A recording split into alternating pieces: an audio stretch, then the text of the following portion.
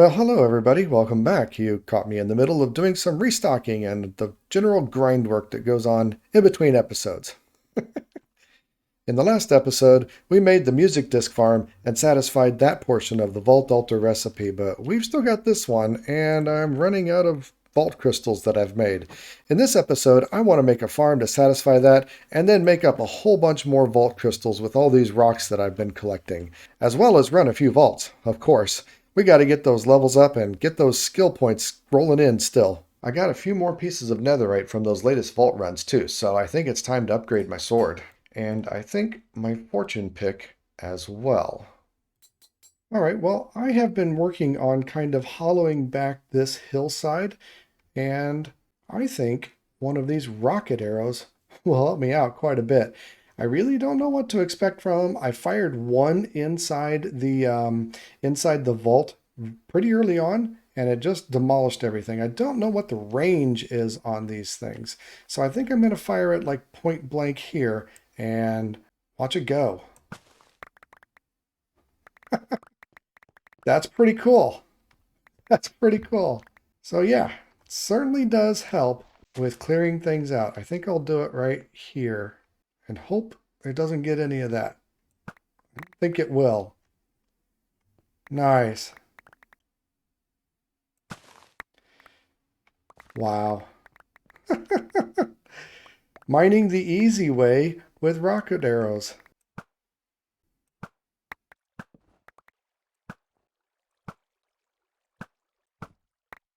Oh, no. It blew up my farm. I thought it only worked in the direction that you were facing. Man, that's annoying. Well, that's a pretty nice hole in the ground. That is a nice boulder. Now, except for the damage to the record farm, those rockets worked out pretty well. I feel like there's definitely more that can be done, but this is a nice clear space that I'm going to have to put some farms in here shortly. So I'm pretty happy with the whole process. Do you notice anything different about my screen here? My sword's gotten awfully short, and well, I don't have a totem in my offhand. I added a resource pack from Vanilla Tweaks to make those changes because I think it makes things a little bit easier for you guys as we're running around and making things and running vaults and stuff. So I don't know if you would have noticed it, but I think it makes a bit of difference. Something else I really want to do is get this backpack out of the vending machine. It takes 2 gold, which is 18 silver. I got 15 and a little bit of bronze, so I'm really hoping that I can get enough coins to get that today. But in the meantime, I want to make a magnet. Those look pretty darn useful. I've got lots of the magnetite, which honestly it doesn't need that much of.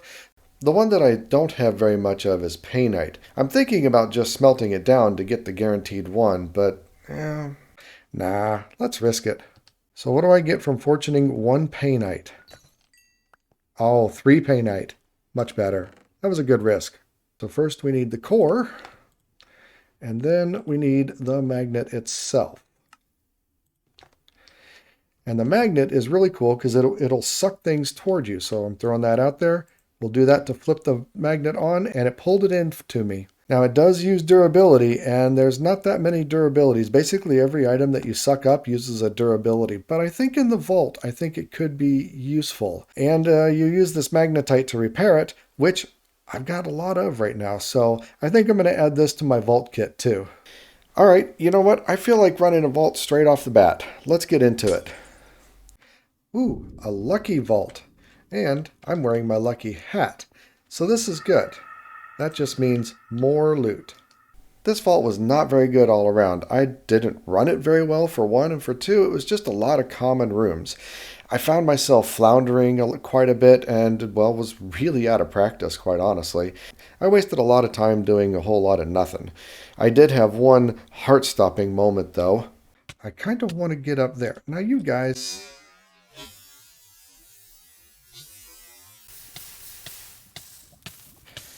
Perfect. This is great. Come on. Why can I not mine through that frickin' obsidian? Come on.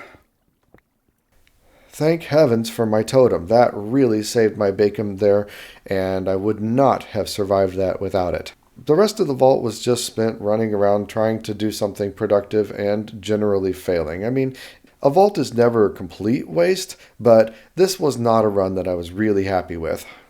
All right, we're out of here. Wow, that one was messy. That one just didn't go very well, honestly. I think I got some pretty okay loot. I got a good amount of compressed blocks, got some cookies, which is nice, and some vault bronze. That's going to be one more vault silver, but still not enough to get the backpack. Definitely got some nice rare ores. Well, tubium is rare, so that's good, and some more ancient debris. That's always good, and a black opal. So, I got some good stuff. You can't win them all. I felt like I was really out of practice and just felt like it was a very messy vault. But, I made it out alive, and that's what counts. And now, with the vault run out of the way, let's get into today's building project. I'm also going to give these hostile spawn eggs another try. The dungeon downstairs is really kind of calling my name, and I really kind of want to turn that into a mob farm, but I only want to use it if I can get some good value out of it. So, here we go again. Let's see what we get. Oh, do I see a creeper in there? I got a creeper! Another zombie, a ravager. A drown, an enderman, another witch, and a guardian. Ooh, guardian. Wow. Okay, this is a much better set of spawn eggs.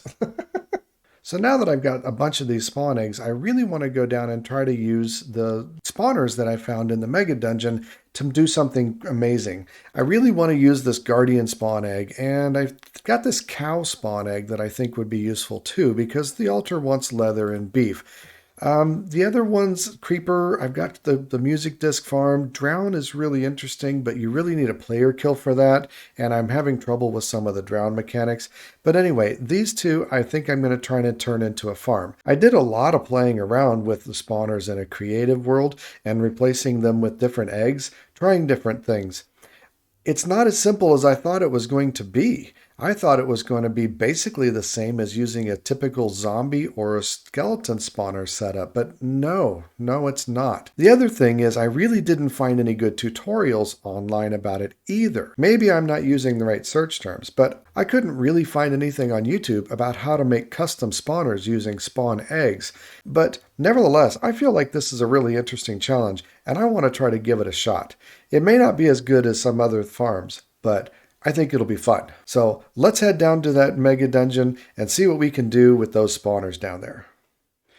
I really need to figure out a better way to get to this area, but here you can see I'm standing on this torch, and those two spawners in the big room with the two spawners are both active, and that one down there is also active. So I can have 3 spawners active at the same time. Now additionally, I've got this cave spider spawner that I found here right next to this zombie spawner in an area that's close by. This is part of the mega dungeon, but I can't get them all operating at the same time. But again, this is a double spawner, and actually, you know what? I think this is the better area to try to make work for these 2 particular spawns that I'm trying to get done here. That they're really close together. So yeah, let's work on cleaning out this area and see what I can make work. I have been clearing out this area and marking out the 9x9 area that each spawner is going to want to use. But as I've been working around in this area, I've been noticing that I've got another spawner marked over here. And so I dug out that location, and look at how close that is. That is active, that is active, and that is active, all from right here. That's another triple spawner. But wait! There's more! I found another spawner right there, pretty much directly underneath the previous spawner. I have got this spot marked, and I've got a really cool mod that I've added called FreeCam. You can find it on CurseForge, and essentially it puts you into a spectator mode type of perspective, even though I'm still standing right here. And you can see that one is spinning, that one is spinning, that one is spinning, and this one is spinning. So that is 4 spawners that can all be activated from this one spot right here. That is pretty crazy. Now, for those of you keeping count at home, that's 4 at this spot, plus 3 more right over here and in this area. So that's 7 spawners operating from within 2 spots of standing. That is pretty crazy. All craziness aside, let's talk a little bit about basic spawner mechanics. Spawners will spawn things within a 9 by 9 by 3 area. So the 9 by 9 means 9 blocks on the x-axis and 9 blocks on the z-axis. The 3 is the y-axis, which means 1 block below the spawner, the layer where the spawner itself is at, and then 1 block on top of the spawner. Now, when the spawner spawns something into one of these 3 y-planes, the feet of the mob have to be on those levels, which means you can't have a surface at this level. If something is going to spawn on this y-plane, it has to be on a block that's on this y-plane and further on down the line. So in order to affect spawns, you have to place blocks at either this level, or this level. That is, if a mob requires spawning. Now, honestly, this whole project has caused me to do an awful lot of research that I didn't anticipate, because the rules change depending on the kind of mob that you want to spawn. As we're used to with cave spider spawners and zombie spawners, you just clear out a big area and they spawn in the air and then fall down where you have a water stream that pushes them to one side or the other. The other mobs that I'm wanting to work with don't work that way. So I'm thinking this one might be the Guardian spawner, and Guardians only spawn in water, which means this whole area has to be completely flooded in order for the Guardians to be spawning.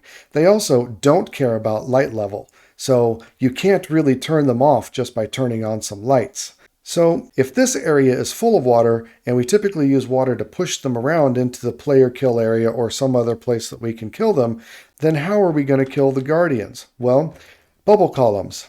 Guardians will indeed spawn in bubble columns, and those bubble columns can take them up where there's some flowing water that'll push them off to the side and drop them back down onto some campfires. Or at least that's my plan. So if I change this to a Guardian farm and I start putting water in here, it will immediately start spawning the Guardians. There's really not much I can do about it, and I don't want to fight those Guardians while I'm trying to fill this thing up, either by putting down source blocks or putting down kelp. So instead what I'm going to do is I'm going to leave this as a spider spawner. I don't believe the spiders will spawn in water source blocks, as long as there's enough light up on the surface of the water. Anyway, I'm going to leave this as a spider spawner and then come at it from underneath after it's all filled and prepped and change it to a Guardian farm. That's the plan there. Now this guy's a little bit different because I want to put the cow spawner in this one. Now cows have very different spawning requirements. First of all, it's got to be light. Cows require at least, I think, 9 light level. So unlike every other mob farm, you want this one to be lit up. The other thing is cows require a grass block. That's right, a grass block. So this whole area is going to have to be layered with grass in order to get the cows to spawn. Now again, how do we push the mobs around if there's no water here? So my best idea is to have a row of water sources back here released by trapdoors on a regular timer. So periodically this grass floor will flood and push all the cows over to an area where they can be killed. Again, I'm thinking just have them fall on campfires. Researching all of this has been fun. I feel like my plan is a pretty good one, but honestly, I'm not sure it's going to work. We just got to try it and find out, I think. The other 2 spawners that we can get going with this location, I'm not going to worry about for right now. I've got to get some better spawn eggs and figure out what to do. So I've changed things around a little bit. I'm going to use this one for the cows and this one for the Guardians, and I have got this laid out. I really wanted to make the walls be something that I wouldn't accidentally mine into if I was ever down here doing something and got turned around.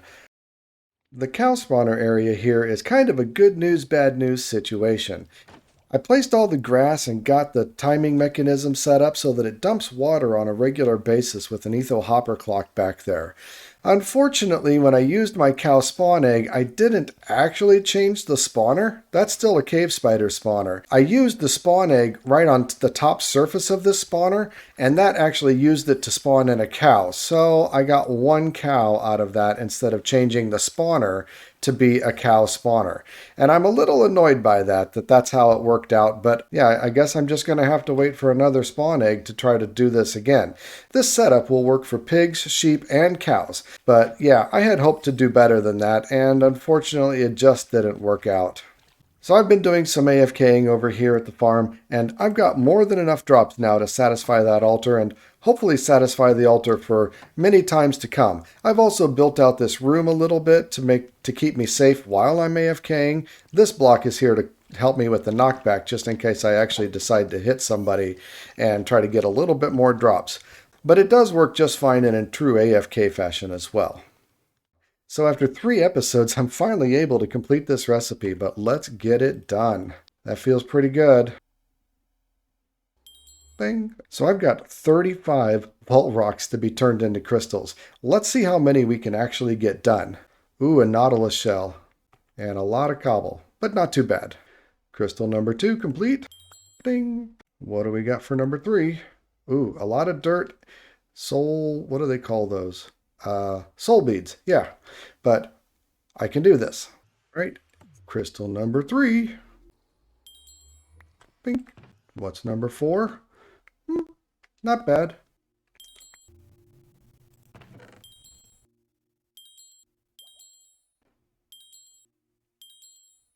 Here we go, number, I don't know, 11? Number 11.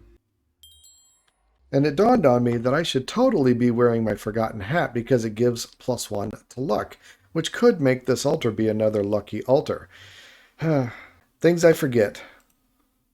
It's not a lucky altar, but it's definitely doable. Alright, well it seems soul sand is my limit, and I don't feel like going and getting any more.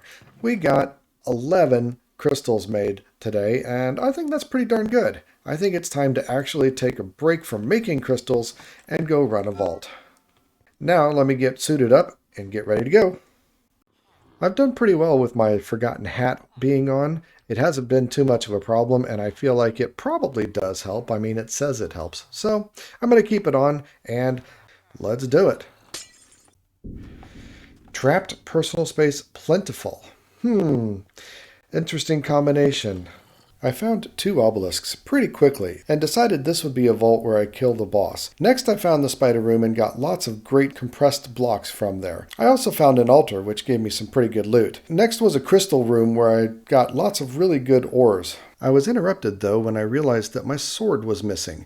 I went back a couple of rooms to check for it, but I decided it was lost to Vault Chaos and continued onward. After this I came to a village room and started to loot the stronghold. I found that there was a portal and I really wanted to loot it, but I was down to 5 minutes and I was really feeling the pressure to move on, so I had to leave it. A few rooms later I found the final obelisk in another village room. I looted what I could and summoned the boss. 2.5 minutes left to kill the boss. The Paxel worked just fine on the boss. I didn't even notice that I didn't have my sword. With the power bar and rampage, the boss fell pretty quick. Vault cleared. I have no idea if I got the boss crate or not yet. There it is. Got it. Woo! My sword! I did throw my sword in my case. Whew, I was afraid that I'd thrown it on the ground and left it behind. And that was a price I was willing to pay to get all this loot out, honestly. All right. Wow, I am still calming down from that run because it was pretty intense. I left behind so many good rooms. Another spider room, and yeah, I left behind the whole portal room in the village. I've never looted a portal room. I've never had a portal room. And then when I get one, I don't have enough time. That's so disappointing. But we did get lots of good loot. So look at all these compressed blocks. So many compressed blocks. It's really good. Especially after all the diorite and stuff that I went through to make all those crystals, I needed the compressed blocks to kind of restock, plus some more ancient debris and scrap. I also got a really good amount of ores from the crystal room and a couple gifter statue. Blackstone, nice, and oak leaves, less nice. But you know, good stuff. Now, boss crate. I finished the boss with like 2 minutes left, so probably not a lot of good stuff here, but let's see what we got. Okay, cookie, good. Some lucky apples. Nice. That'll be good. And some vault dust. I would be a lot more excited about that if I didn't already have the gifter statue. They gave me several stacks of it, but that's really cool. And some Alexandrite and star essence. Nice. No vault diamonds. I really would like to be able to get more vault diamonds in order to get a knowledge star is really what I think my next thing that I want to try to go for is. Let's eat the cookies. I am sure we'll get to level 11. There we go. Few relic boosters. Probably nothing. Nope. Hey, I found more cookies. This will get us even farther. I bet level 12? Yes, definitely. Oh, wow. Another vault will get me to 13. I think I might want to try to save up for the step skill. I'm at 3 right now. That would be pretty cool. Let's try to get one more vault in this episode. I need 11 vault bronze. So if the modifiers are good for it, I'm going to try to go for the gilded chests and try to get some vault bronze. I would like to get that backpack. So I'm always nervous doing this. Let's go. Slowed and strong. Well, slowed is not good. Only 3 obelisks, however. Ooh, I do not like this room. I found 2 obelisks right off the bat again, which was great.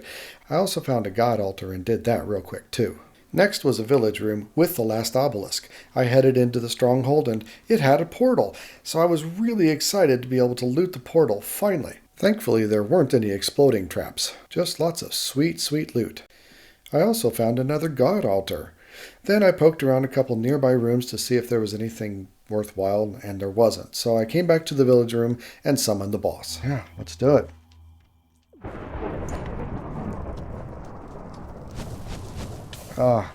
This one wasn't as fast as the other one. It helps when you remember to trigger Rampage and have a power bar. But in the end, the job was done and we killed the boss.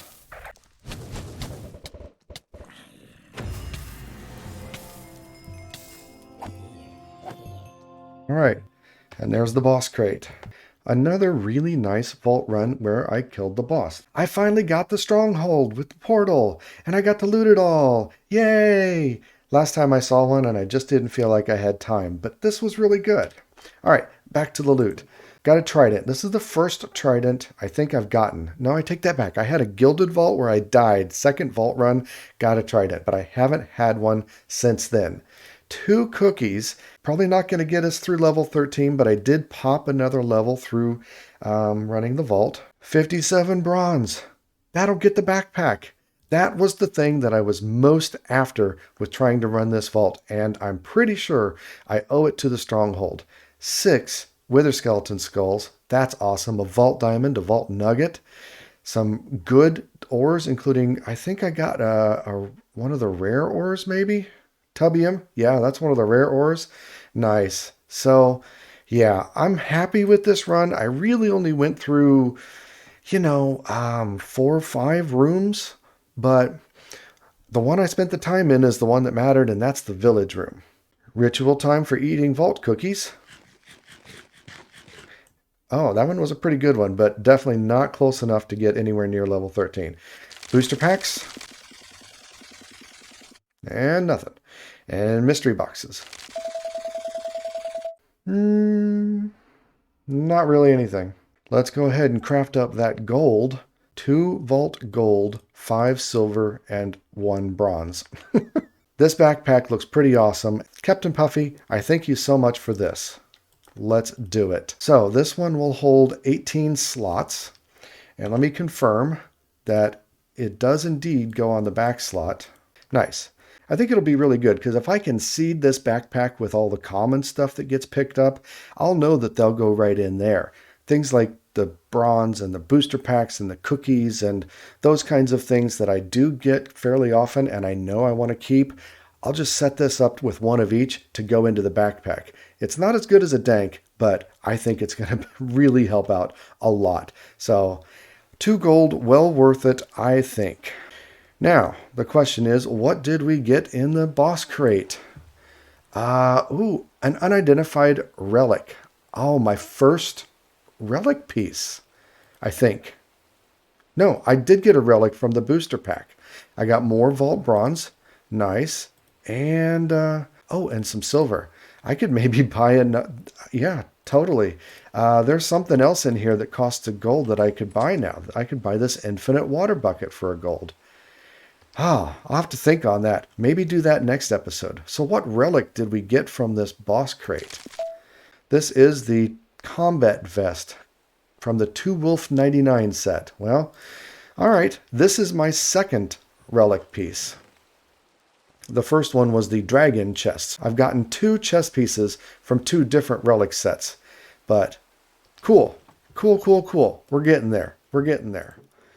Well, that last vault, that was a fun vault. I'm glad I got the chance to go on that one. And I'm glad I got to meet the goal of getting the backpack. I really feel like I want to try to use it some and show off how it works, but I think we're just out of time. So we'll save that for next time. And I've got a little bit of grinding to do to complete this vault altar recipe. I also am going to build some standard vanilla farms in between episodes. I definitely need like a better sugarcane farm and a cactus farm and things like that so that I'm better prepared to satisfy the altar when those things come around. So it was a long episode. It was a fun episode. I'm really glad to have gotten the Guardian farm done. And yeah, tell me what you think about that Guardian farm. Would you have gone for different mobs or gone a different way with it? I mean, I feel like I have to use the spawners down there for one, and for two, I really enjoyed the challenge of making it. So let me know what you think in the comments down below. In the meantime, remember, be excellent to each other, and I'm out.